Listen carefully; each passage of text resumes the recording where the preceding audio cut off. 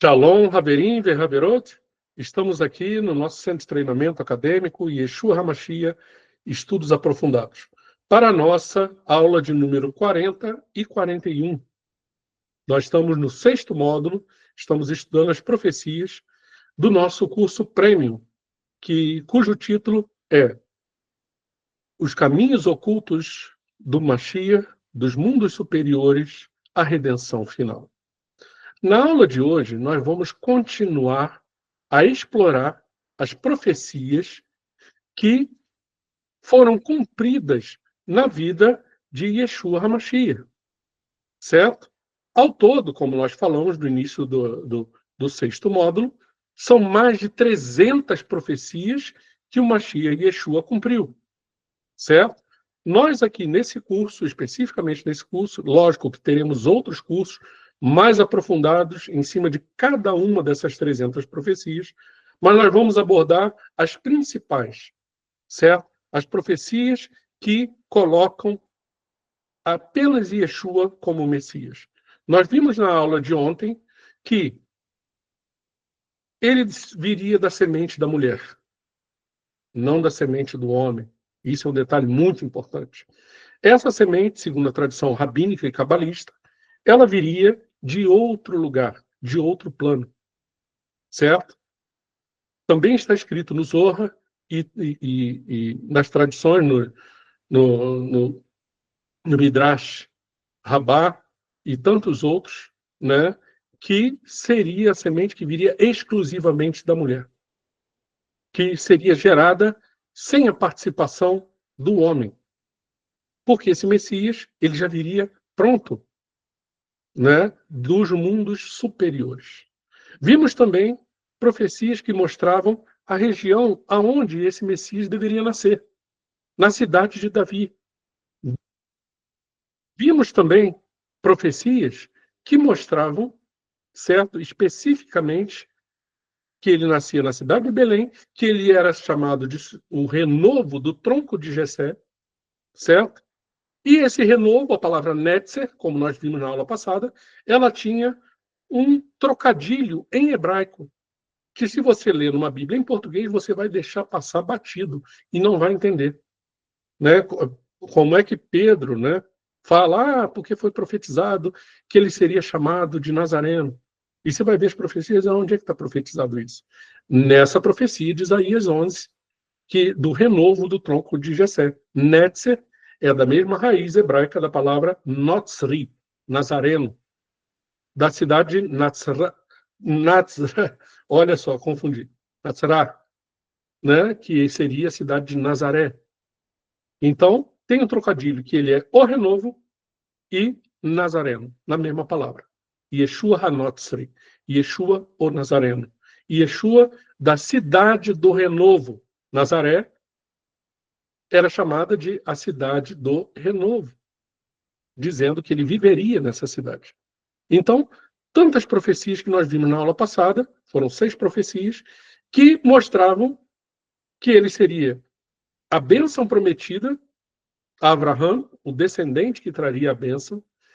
Então, ele seria também da linhagem de Judá, Shiló, né, da bênção que foi dada sobre Judá pelo seu pai Israel, Jacó, né, mostrando que em Gênesis 49:10, que o cetro não se afastaria de Judá até que viesse a quem ele pertence, que é Shiló. Nós vimos a gematria, né, da palavra hebraica ali para Shiló, que daria também 386, que é o mesmo número para Mashiach. Então, toda a cultura judaica entendeu essa profecia como uma profecia messiânica. Isso está registrado no Targumim e em tantas outras. Hoje nós vamos ver outras profecias, né, muito mais específicas. Então, vocês notam que alguém, para ser chamado de o Messias, ele tem que cumprir essas profecias. Ele tem que ter uma origem que é desde os dias da eternidade, ou seja, ele é antes da criação do mundo, certo? Ele teria que nascer da semente da mulher e que esmagaria a cabeça da serpente no final dos dias.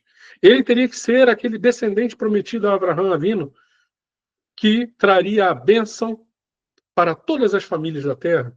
Ele teria que vir da linhagem de Judá, certo? Que seria aquele que teria o seu jumentinho amarrado à vide, seria Shiló. Ele teria também, além de ser da descendência de Judá, ele teria que cumprir todas essas coisas, nascer na cidade de Belém, ser chamado de o renovo do tronco de Jessé, certo? Tudo isso, para alguém ser candidato a Messias, teria que cumprir essas profecias. E quem cumpriu? Yeshua. Hoje continuamos com outras profecias. Vamos a elas. Começamos, então, com uma profecia extremamente polêmica. A concepção miraculosa e o sinal da virgem. Isso mesmo, virgem. Ah, mas ali a palavra que está em Isaías 7,14 é uma alma conceberá e dará à luz a um filho. E a tradição rabínica normativa vai dizer que alma significa jovem e não virgem, porque virgem seria betulá, outra palavra. Aí tem um detalhe curioso. Vamos desenvolver aqui. Desde os dias antigos até os debates contemporâneos, poucas passagens na Taná provocam tanto fascínio, controvérsia e interpretação quanto o versículo de Yeshayahu, Isaías 7,14. Trata-se de uma das declarações mais diretas e, ao mesmo tempo, mais enigmáticas acerca da vinda do Messias. Ela está envolta em linguagem simbólica e contexto profético. Vamos ver o que diz o verso. Portanto, o próprio Senhor vos dará um sinal, um ot, é a palavra hebraica para esse sinal, que na Taná, na Torá, sempre se refere a um sinal miraculoso. Esse é o início do versículo. Portanto, o próprio Senhor vos dará um sinal. Eis que a alma conceberá e dará à luz a um filho, e chamará o seu nome Immanuel, que significa Deus conosco. Notem, essa palavra alma, nesse versículo, encontramos o cerne de uma promessa divina. A concepção de um filho como um ot, como um sinal, e não apenas um nascimento comum. Se é um sinal miraculoso, não é um nascimento comum. E em toda a Taná, um ot dado pelo Eterno implica em algo extraordinário, muitas vezes miraculoso, um sinal sobrenatural de sua intervenção direta. Assim, desde o início, o texto já exige que interpretemos esse nascimento como mais do que um simples evento biológico. Os comentaristas clássicos judeus, ainda antes das polêmicas com o cristianismo, muitos séculos antes, já viam nessa passagem ecos messiânicos, como está registrado no Targum Yonatan de Isaías 7,14, que se traduz mais ou menos assim. Por isso o Senhor mesmo vos dará um sinal. Eis que a jovem será grávida e dará à luz um filho, e seu nome será chamado entre os justos. Este, nos seus dias, a casa de Davi terá paz. Nota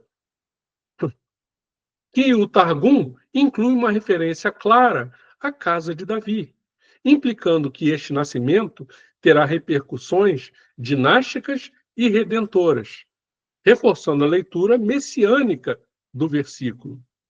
O termo usado no texto hebraico é alma, ha-alma, né? Que analisaremos mais profundamente daqui à frente no quarto subtítulo.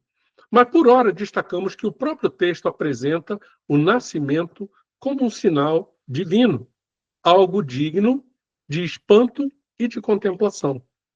No Midrash Rabbah, encontramos ecos de uma leitura messiânica também desse versículo, que fala o seguinte, no Midrash Shir HaShirim, Rabbah 1:27.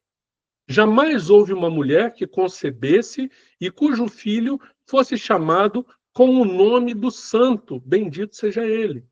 Mas está para vir um homem cujo nome será Immanuel, Deus conosco. Essa citação atesta que a tradição midrástica reconhecia esse nascimento de um filho que carrega em seu nome a presença divina e estava ainda por se cumprir. E tinha conotações messiânicas profundas. A aplicação dessa profecia à concepção de Yeshua não surge no vácuo. Ela repousa sobre uma leitura tradicional e textual da Tanakh, em coerência com os ecos do próprio Targum, que foi escrito lá antes do primeiro século, e do Midrash, né?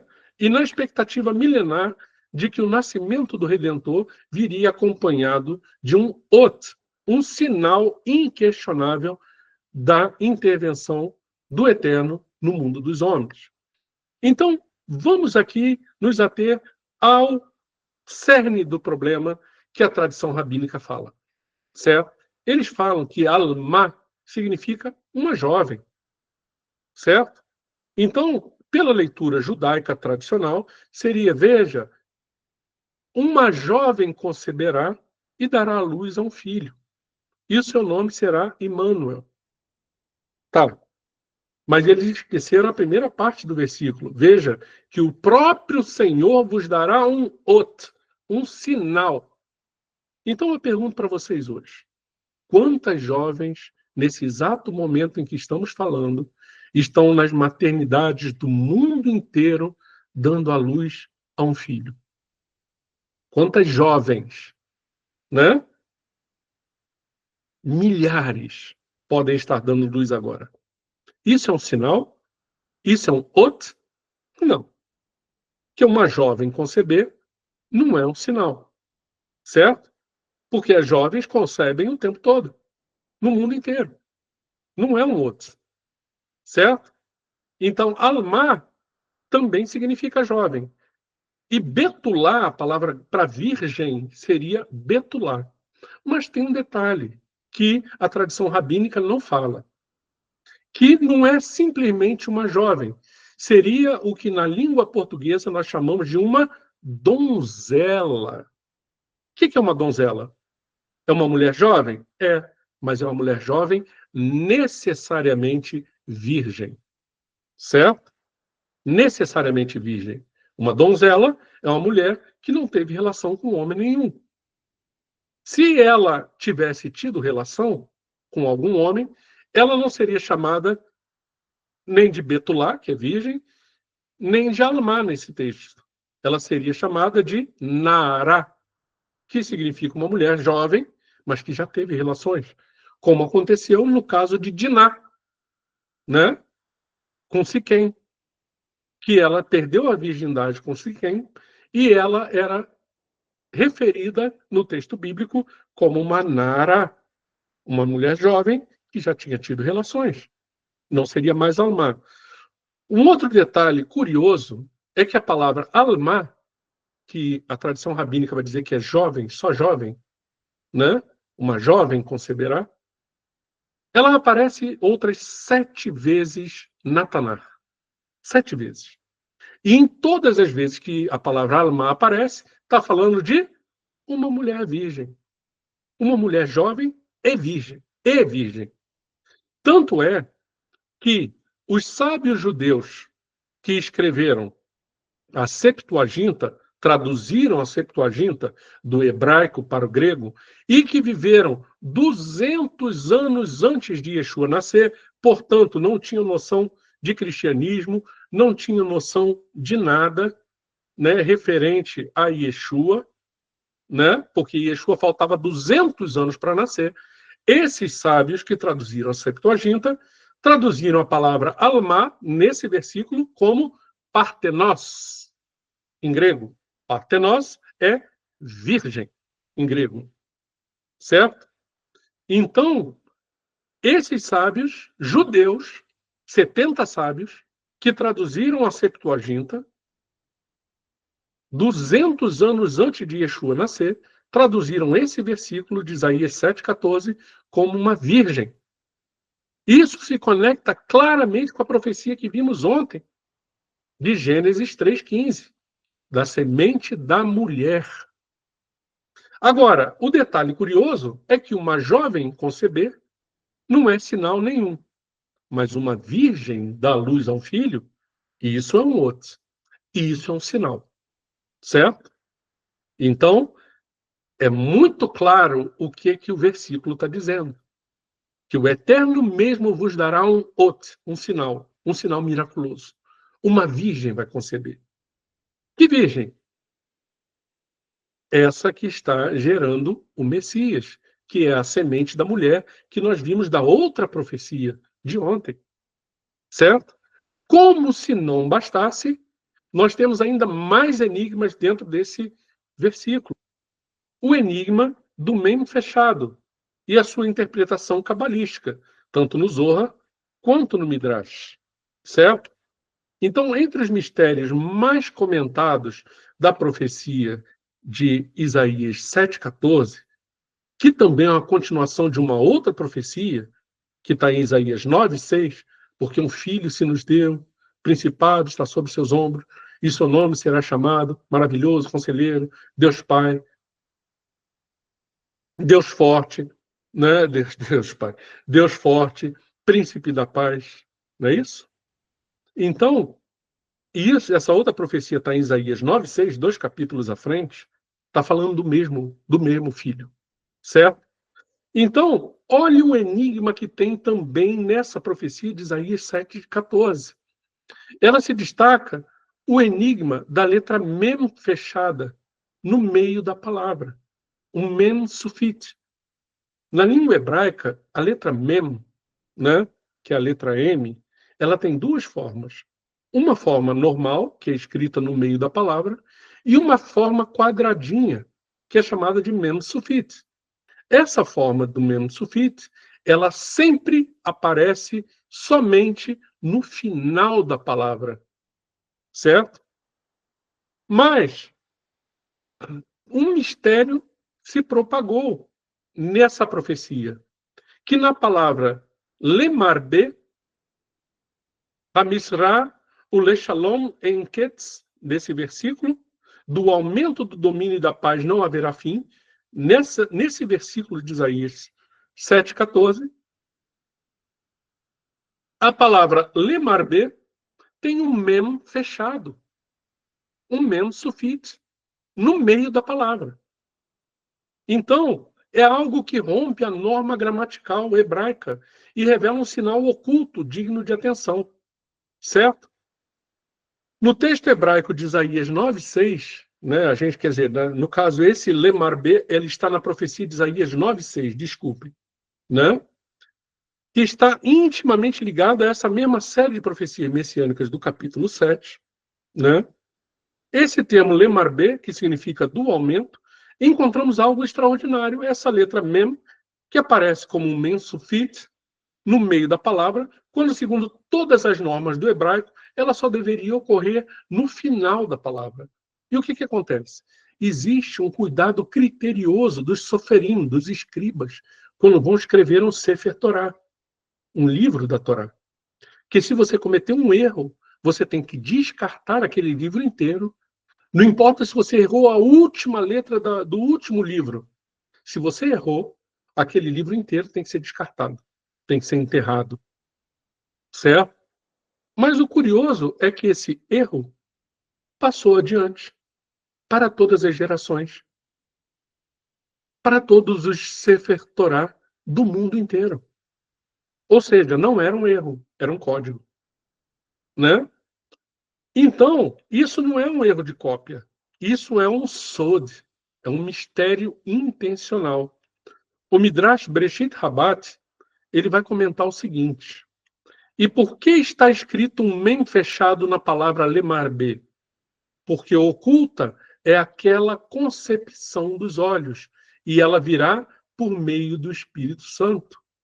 A tradição rabínica viu nesse mem sufit, no meio da palavra, uma alusão ao ventre fechado da Virgem. Porque mem também lembra a palavra mãe. Mem é a palavra para ventre, certo?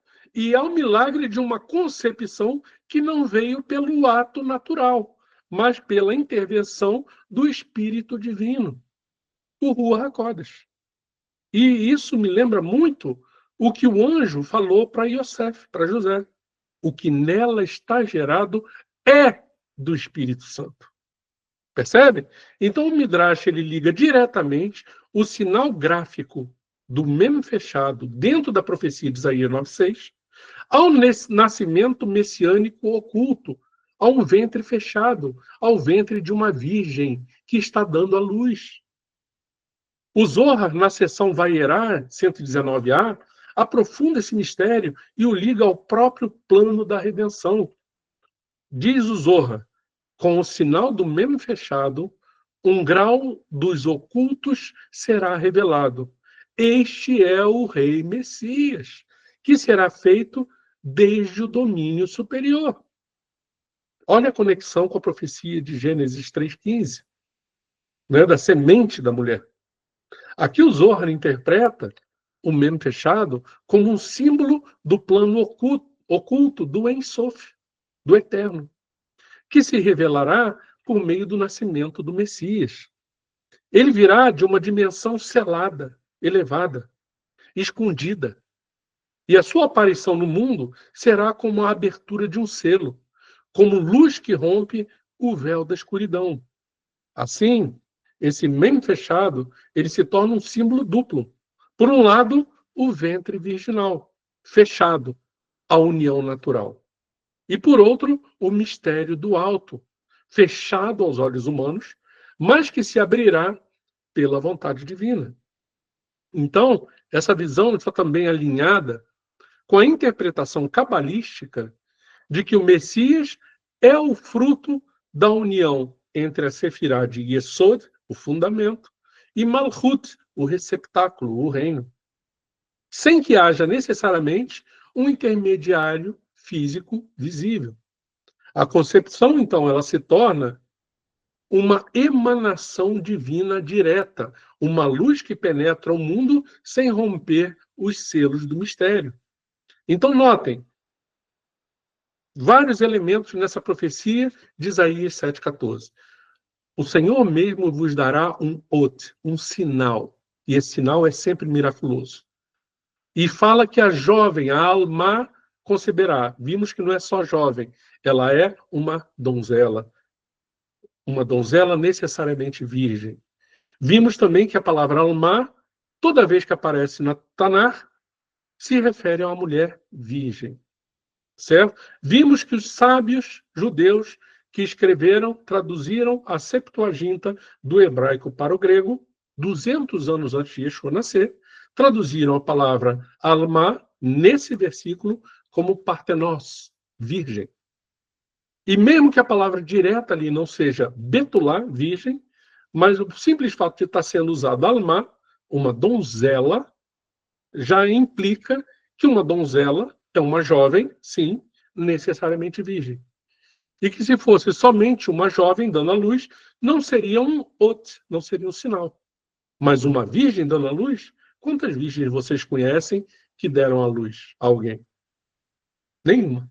Não é verdade? Somente Miriam. Certo? Porque precisa dos dois gametas, masculino e feminino, para haver uma fecundação, né, de um óvulo e se formar um zigoto, né, que é o ovo, que é a primeira entidade, né, biológica que tem ali os dois gametas, masculino e feminino. Isso é biologia. No caso do Mashiach, o que nela está gerado veio de planos superiores. Né? Então, isso sim é um ot, é um milagre, é um sinal miraculoso. Isso sim é uma intervenção divina nesse plano do mundo de Asiá. Certo? É uma virgem concebendo. Vemos também, logo depois, no capítulo 9, versículo 6, uma outra profecia messiânica falando do mesmo filho, que se usa um mem fechado no meio de uma palavra. Isso não foi considerado erro por toda a tradição judaica. Se fosse considerado erro, tinha que ser corrigido e enterrado o Sefer Torá, que está errado, né? E foi passado para todos os textos, né, da tradição da Tanar no mundo inteiro. Né? Então não era um erro, era um mistério oculto em nível Sod, ali no meio do texto bíblico. o mem fechado, mem significando um ventre fechado, mostrando que seria o filho de uma virgem. Duas profecias conectadas, certo? Então, vamos ver agora um pouquinho essa concepção do Mashiach, né, do Messias, como uma revelação desse Adão Kadmon, do homem primordial, na carne, certo? A concepção miraculosa do Messias não é apenas um sinal externo, mas é a encarnação do mais elevado dos mistérios da criação, o Adão Kadmon, o homem primordial, o Messias, a primeira emanação do Eterno antes de criar Sefirot, antes de criar os quatro mundos. Ele foi projetado desde antes do mundo existir, que agora se manifestou na carne. Na tradição cabalística, Adão Kadmon é a primeira emanação do Ein Sof, a luz inicial que contém potencialmente todos os mundos e todas as Sefirot, como ensina o Etz Haim do Rabino Haim Vital. E diz o seguinte: o Adão Kadmon é o início de toda a emanação e contém dentro de si todas as luzes. Etz Haim Sha'ar Aleph Perek Gimel, né? O Messias, então, ao ser concebido por obra divina, encarna esse modelo supremo. Ele é o reflexo do Adão Kadmon, desse que é o Messias, desse homem original que veio antes de todas as coisas serem criadas, emanado como a voz do Eterno, a palavra do Eterno, o verbo do Eterno, o memra do Eterno, certo? Então, esse Mashiach que vem em carne, ele é o reflexo desse Adão Kadmon, do homem primordial, vestindo-se na carne humana, não como um mero homem, mas como o Tselem Elohim, como a imagem de Deus. Perfeito. Vindo para restaurar o que foi perdido no Éden. Por isso é que ele tinha que vir dessa forma, certo? E o Zohar Hadash, ele vai declarar o seguinte: e o Messias é o Adão Kadmon, revestido de carne e sangue para trazer a retificação ao primeiro homem, né? Ou seja, a concepção miraculosa do Messias é o ponto de interseção entre os mundos. O espiritual e o físico se encontram.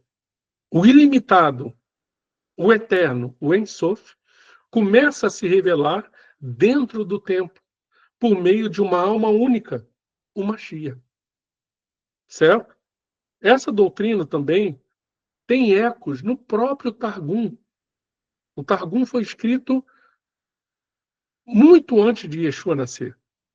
E ele interpreta Isaías 52:13, que é da parte do contexto de Isaías 53, com as palavras: eis que o meu servo, o Messias, será exaltado e elevado, e engrandecido mais alto que os mais altos. Segundo os comentaristas, esse mais alto que os mais altos refere-se a níveis acima mesmo dos anjos e das Sefirot, ao próprio Adão Kadmon. O Midrash Tehillim, sobre o Salmo 2:7, ao comentar: tu és meu filho, e hoje eu te gerei, ensina o seguinte. Aliás, essa é outra profecia messiânica, tá, gente? Também cumprida por Yeshua, né? Ensina o seguinte, esse Midrash Tehillim: o santo, bendito seja, disse ao rei Messias: tu és meu filho, hoje eu te gerei. Ou seja, o próprio Midrash aplica esse salmo ao Messias, certo? Mais uma profecia messiânica cumprida por Yeshua. O nascimento do Messias, portanto, não é apenas um evento no tempo. Ele é a materialização de um decreto eterno, pronunciado no hoje, atemporal de Deus, como nos ensina o Zohar. O Zohar vai falar o seguinte: todos os tempos dependem daquele hoje, do qual está escrito: hoje, se ouvirdes a sua voz. Ou seja, esse nascimento é o Et Ratzon, o tempo da vontade do Eterno. A descida da luz original em um corpo humano, não pela vontade do homem, mas pela palavra do Altíssimo. Né?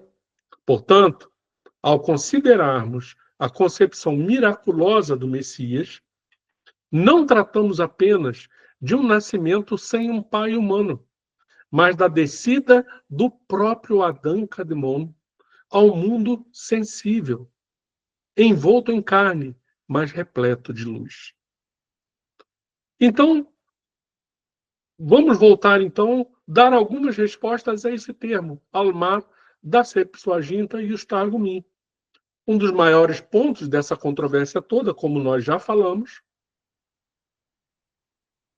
em torno de Isaías 7,14, é a escolha da palavra Alma, que muitos críticos alegam que significa apenas uma jovem moça, e não virgem. Essa argumentação é usada para tentar desacreditar a interpretação messiânica do versículo. No entanto, ao analisarmos cuidadosamente a linguagem hebraica, a tradição judaica e os documentos antigos, percebemos que essa crítica não se sustenta diante das evidências. A palavra Alma ocorre, como nós falamos, 7 vezes na Taná. Em todos os seus usos, ela descreve uma jovem mulher em idade núbil, presumidamente virgem, e jamais é usada para uma mulher casada ou conhecida por ter filhos. Um exemplo é Gênesis 24:43, quando Eliezer ora por uma jovem para ser esposa de Isaac, Rebeca. Ela aparece claramente virgem, no outro texto onde foi usada a palavra Alma, como o contexto deixa evidente. Né? O grande erudito judeu, o rabino Moshe ben Nachman, o Ramban, ele, ao comentar Isaías 7,14, reconhece que Alma se refere a uma jovem ainda não tocada por homem. Né? O Ramban, falando então sobre Isaías 7,14, ele comenta o seguinte: eis que esta Alma jamais esteve com homem. Olha como é que isso vai reforçando, né? Mas a confirmação mais significativa, como nós falamos, ela vem da própria Septuaginta, feita por 70 sábios judeus, 2 séculos antes de Yeshua. Eles traduziram Alma, como nós falamos, por Partenos, a palavra grega inequívoca para virgem. Isso nos mostra como os próprios sábios judeus, 200 anos antes de Yeshua nascer, portanto não podem dizer que teve influência cristã e nada desses papos, né? Os próprios sábios judeus da época entendiam o texto. Obviamente, né? Entendiam claramente o que o texto estava querendo dizer, que o Eterno sim daria um sinal. Eis que o próprio Senhor vos dará um sinal, que a Virgem, a Alma, conceberá. Né? Nós vimos Ramban endossando o texto de Rebeca como necessariamente virgem, como uma profecia desse nascimento virginal, né? Para Isaías 7,14. Além disso, o Targum Yonatan, ao comentar Isaías 7,14, vai dizer o seguinte: por meio dela será revelado o rei. Né? Então, o Targum reconhece que o menino nascido dessa jovem mulher, ou seja, dessa mulher virgem, específica, teria uma identidade real e messiânica, distinta de qualquer criança comum nascida em Judá. Porque se fosse só uma jovem conceber, que sinal é esse, gente? Que sinal é esse? O Midrash Rabbah, em Bereshit 85:1, ele associa a concepção milagrosa do Messias ao momento em que o Espírito de Deus repousaria sobre ela desde o ventre. Olha o que diz o Midrash Rabbah, em Bereshit 85:1. O que causou que o Espírito Santo repousasse sobre Yaakov foram os atos de Yosef, o justo. Pois no momento em que o Messias nasceu, ele foi santificado desde o ventre da sua mãe. Certo? Essa doutrina se alinha ao conceito da Shekhinah pairando sobre a alma messiânica, a presença divina pairando sobre a alma messiânica ainda no ventre. Algo ensinado também no Zohar, que vai dizer o seguinte: desde a hora em que é formada a alma do rei Messias, a Shekhinah repousa sobre ele no ventre da sua mãe.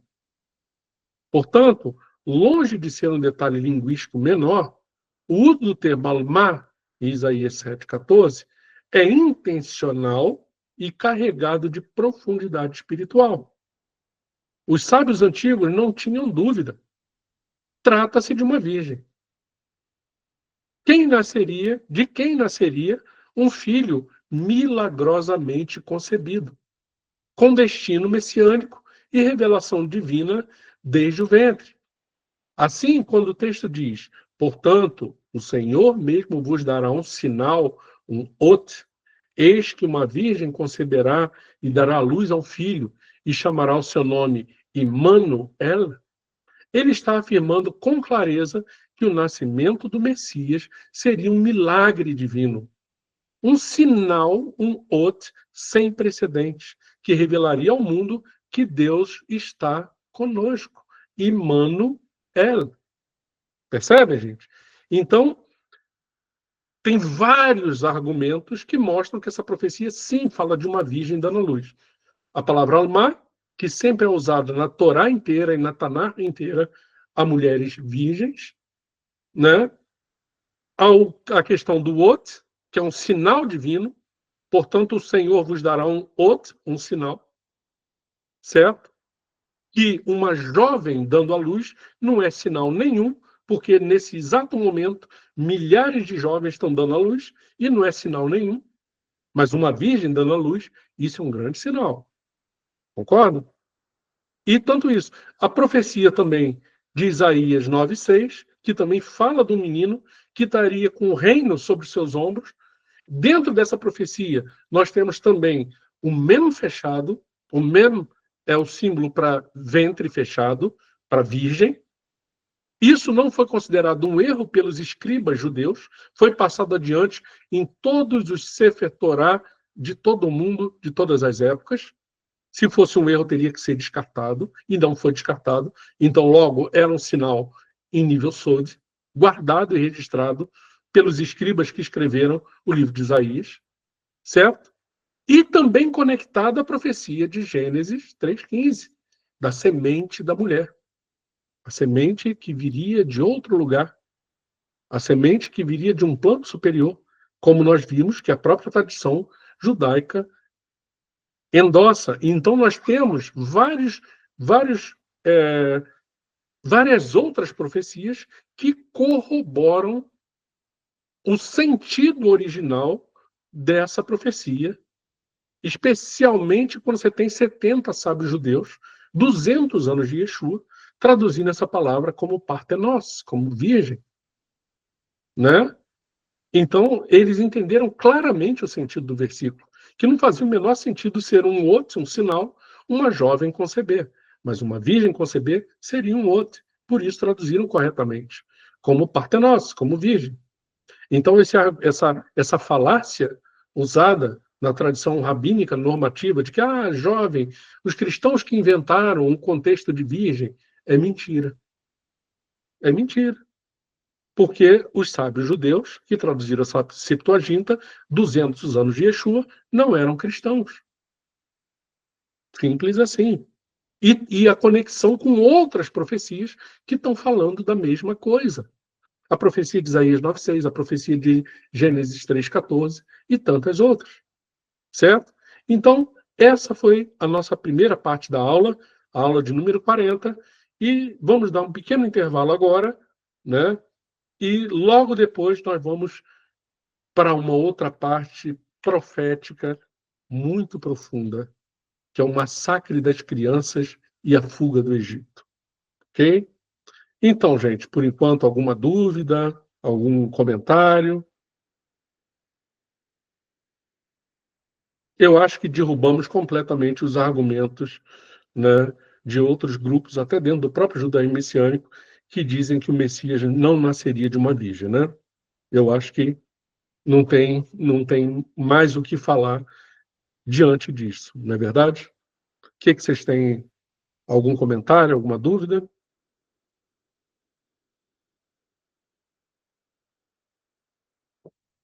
Todos tímidos?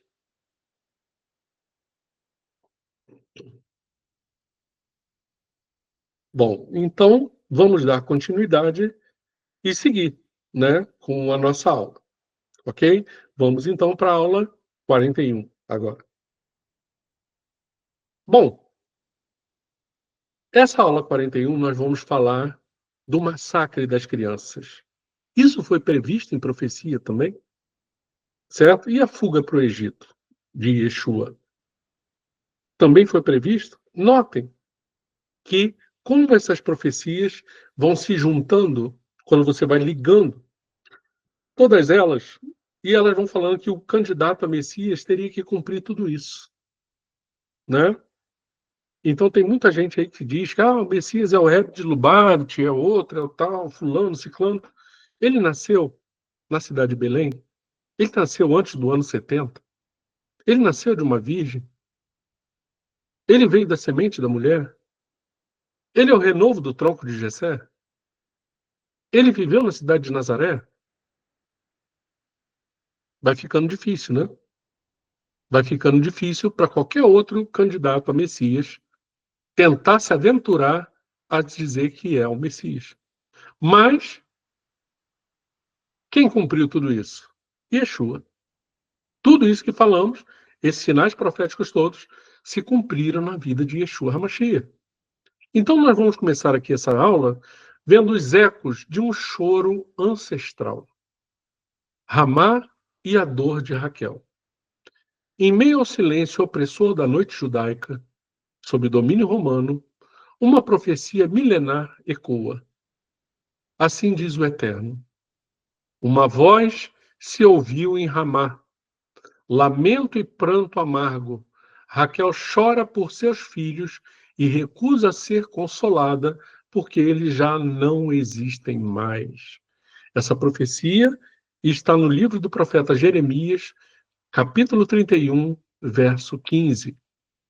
O detalhe é que esse texto ele é pouco antes, nesse mesmo capítulo, de Jeremias anunciar que o Eterno faria com a casa de Israel, com a casa de Judá, uma nova aliança. Como diria o versículo 32, não conforme a aliança que eu fiz com seus pais no Sinai, pois eles invalidaram a minha aliança. Mas ele vai fazer uma nova aliança e em que escreveria a sua Torá nos nossos corações e entendimento. Mas, voltando aqui ao contexto específico do que está sendo dito. Primeiro, uma voz se ouviu em Ramá. Onde é que é Ramá? Ramá é uma cidade que lá em Israel está do lado de Belém. Belém é Efrata.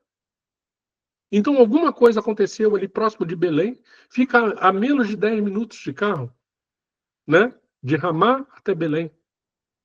Né?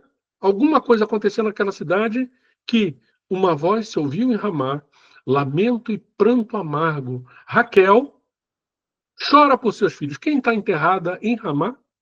Raquel, a matriarca. O túmulo de Raquel está em Ramá. Olha que curioso isso. Chora por seus filhos e recusa ser consolada, porque eles já não existem mais.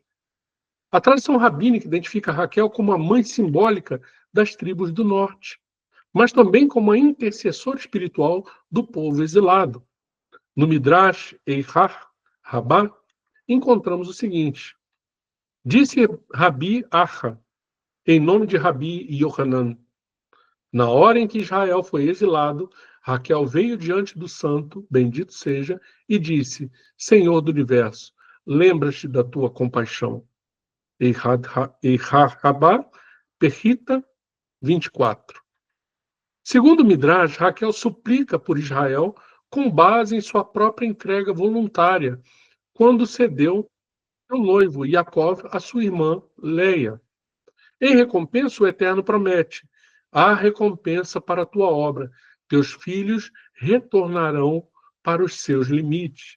Jeremias 31, de 16 a 17. Mateus conecta essa imagem ao massacre das crianças em Belém por Herodes. Em Mateus 2, 16, 18, interpretando que no nascimento de Yeshua, em Belém, a poucos quilômetros de Ramá, aonde estava enterrada Raquel e está enterrada até os dias de hoje, a mesma angústia ancestral se repete, mas com esperança redentora. Né? Olha que detalhe curioso que nós vamos ver agora. Herodes, o faraó e Nabucodonosor. 3 opressores, uma mesma sombra. O Talmud nos ensina que as ações dos reis ímpios se repetem em padrões proféticos. Assim como Faraó ordenou o assassinato dos meninos hebreus, em Êxodo 1, 15 a 22, e Nabucodonosor exterminou os jovens no cerco de Jerusalém, também Herodes, o usurpador idumeu do trono de Davi, fez o mesmo para preservar seu poder terreno contra o rei celestial. No Midrash Shemot Rabbah 1,18, comenta o seguinte: disse o santo, bendito seja ele, vocês dizem, vamos matar os meninos, mas eu farei deles um salvador. A repetição do massacre em Belém é, portanto, uma continuidade do conflito entre a luz que nasce e as trevas que tentam detê-la. Cada nascimento messiânico, seja de Moisés como uma tipologia do Messias, que para Moisés vir ao mundo, crianças foram mortas, assim também Yeshua. Quando Yeshua, o próprio Messias, vem ao mundo, também crianças foram mortas. E isso se conecta diretamente a essa profecia de Jeremias, que Raquel chora, ouviu-se uma voz de choro em Ramá, a cidade do lado de Belém Efrata, do lado da cidade onde Yeshua nasceu, e que Herodes, sabendo que teoricamente teria nascido o rei dos judeus ali, segundo até o que ele estava tentando extrair informação dos reis magos que vieram, né? Ele mandou então matar todos os meninos abaixo de 2 anos. Raquel então está enterrada em Ramá. Essa é uma profecia direta que mostra que, assim como Moisés, que foi um tipo de Messias, veio e crianças foram mortas, assim também aconteceu com o próprio Messias, Yeshua, que ao nascer, crianças também foram mortas. Certo? A repetição desse massacre em Belém é, portanto, uma continuidade desse conflito entre a luz e as trevas. Então, isso mostra mais uma profecia que também foi cumprida pela vinda de Yeshua. Certo?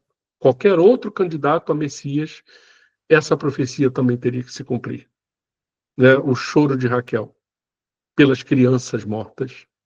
Né? Tem N aplicações essa profecia, mas essa ela é muito específica. Pelo fato de Raquel estar enterrada em Ramá, pelo fato de Ramá ser do lado de Belém, certo? Pelo fato da tipologia entre Moisés e Yeshua, com a morte das crianças, que é uma luta das trevas para tentar calar a luz e apagar a luz, né? Como Herodes não sabia quem era o menino que tinha nascido, certo? Ele tenta matar todo mundo para ver se mata Yeshua ali no meio. Como tentaram fazer com Moisés. Certo? E o que acontece com Yeshua, então? Avisado pelo Ruach HaKodesh, os seus pais pegam, né, uma mula, um jumentinho, e fogem para o Egito. Passam algum tempo lá no Egito. E isso chama mais uma profecia para se cumprir na vida de Yeshua. Do Egito chamei o meu filho. É uma profecia com uma dupla aplicação. Em Mateus 2, 13, 15, lemos que Yeshua, então, para fugir dessa matança de Herodes, ele foi levado por seus pais ao Egito para escapar dessa matança. E após a morte de Herodes, ele retornou para Israel. Então, o evangelista Matitiarro, Mateus, ele vê nisso o cumprimento da profecia de Oséias 11:1. Quando Israel era menino, eu o amei, e do Egito chamei meu filho. Olha isso, o Eterno falando, gente. Chamando o seu próprio filho, o seu Mashiach, de volta do Egito. Esse verso, originalmente, sobre Êxodo, sobre o êxodo, né, do povo de Israel, num nível Peshat, num nível literal, lembrando que todo texto judaico tem 4 níveis de interpretação, nós temos também que no nível literal está falando do povo de Israel e a sua saída do Egito. E que o Eterno também chamou Israel de seu filho. Mas no nível Sod, muito mais profundo, o Eterno está falando sim do seu próprio filho, o seu Adão Kadmon, o seu Messias, que também teve que se exilar no Egito para fugir da matança de Herodes. E que se cumpre especificamente na vida de Yeshua HaMashiach. Esse verso, então, originalmente sobre o êxodo do povo de Israel, ele é relido à luz da tradição rabínica, que reconhece a natureza coletiva e também individual das profecias. O Zohar, ele afirma que o Mashiach é tanto representante quanto a encarnação da alma coletiva de Israel. Assim, aquilo que se aplica ao povo também se aplica ao seu representante perfeito. No Zohar, nós vamos ler o seguinte: tudo o que ocorre com Israel ocorre também com o Mashiach. Zohar, volume 2, 212a. O Midrash Mechilta, da Parashabó 14, ele já declara que a saída do Egito é um protótipo da redenção futura. O Mashiach, ao repetir o percurso do Egito, sela essa conexão entre o passado e a nova libertação. Então vamos ver essa tipologia entre Moisés e Yeshua, 2 redentores ocultos na infância. Né? As tradições rabínicas ligam o nascimento de Moisés a um temor celestial por parte do faraó. O Talmud Sotá 12b afirma que os astrólogos disseram ao faraó: hoje nasce o Redentor de Israel. E por isso ele ordenou a matança, né, na época de Moisés. Rashi vai comentar o seguinte: Moisés nasceu numa data em que os astros mostraram ao reino do Egito que havia perigo para eles. Então os astrólogos do faraó previram que nasceria um redentor do povo de Israel naquela data. Certo? E o próprio Rashi reconhece isso. Da mesma forma, Herodes, ao ouvir os magos do Oriente que nascera o rei dos judeus, ele ficou perturbado e com ele toda Jerusalém. Isso está registrado em Mateus 2:3.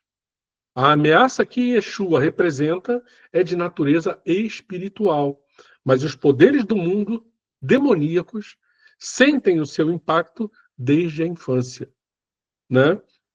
Então, isso também tem uma outra profecia que nós não estamos nem falando agora, que é: do Oriente o Eterno enviaria os reis de Sabá e tal, e da Arábia, segundo o Talmud, que trariam ao Messias ouro e incenso. Olha isso. Mais uma passagem, se não me engano, de Isaías 60, certo?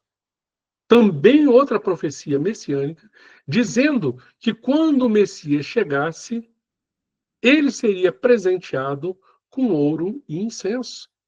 Outra profecia cumprida à risca na vida de Yeshua.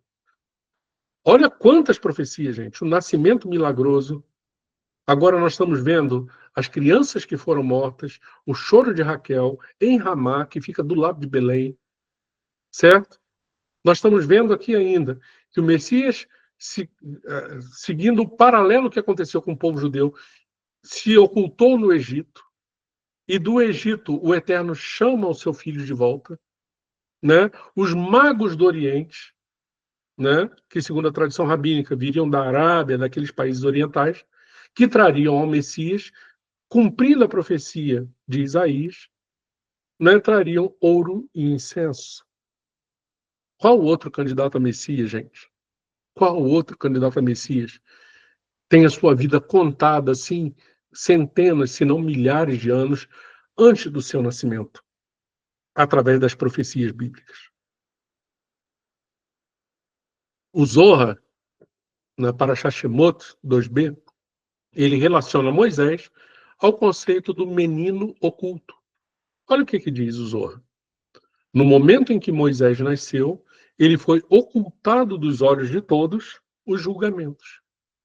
Esse padrão se repete também em Yeshua, que passa os primeiros anos de vida escondido no Egito, até que se manifeste o tempo designado, depois da morte de Herodes.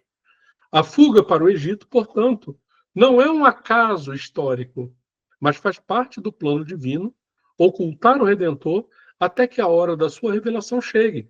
E o Eterno mostra que isso fazia parte do plano divino, registrando isso na profecia de Oséias, né? Então, gente, o que nós podemos concluir dessa aula, né? Vimos, então, que esse episódio do massacre das crianças, da fuga para o Egito, não são apenas eventos históricos, dramáticos, isolados, mas o cumprimento preciso de padrões espirituais revelados na Torá e aprofundados pelo Zohar, pelos Midrashim e também pelos escritos rabínicos, certo? O lamento de Raquel, o sofrimento dos inocentes, a repetição dos massacres, a necessidade de fuga e o retorno são todos elementos recorrentes que compõem o retrato do Mashiach Ben Yosef.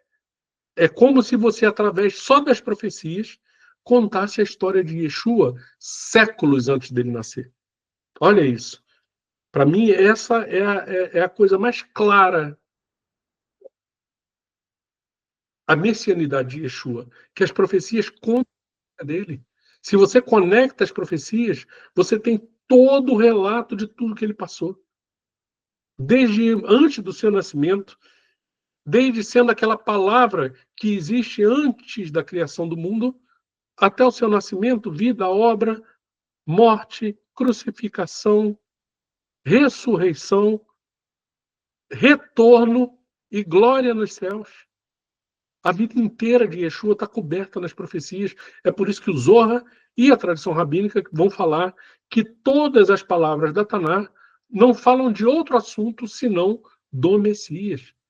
Precisa de olhos espirituais para ver a história de Yeshua ocultada nessas profecias, né?